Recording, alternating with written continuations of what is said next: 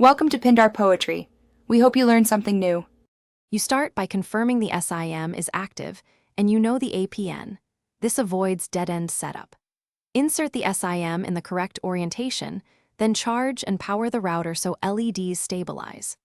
Once done, connect with Wi-Fi or an Ethernet cable to the router's default SSID and log into the admin page using the printed admin password.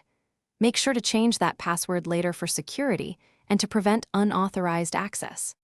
You now configure the core network settings so devices can use mobile data. Input the carrier APN and any account credentials, then save and apply. This establishes the actual internet link.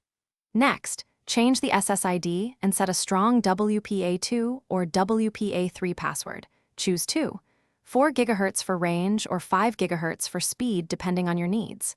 Finally, enable DHCP. Confirm IP lease ranges and device limits, and verify the admin UI shows an active data connection. You finish by testing connectivity and optimizing placement for best performance. Connect a phone and laptop, run a speed test, and note whether latency or throughput meet expectations. If signal is weak, move the router higher or near a window and avoid metal or electronics that cause interference. Once satisfied, update firmware, back up the configuration, and store admin credentials securely. If things go wrong, one key troubleshooting tip: reboot the router, reinsert the SIM, and verify APN details with your carrier. Thanks for watching. Consider subscribing if we helped you.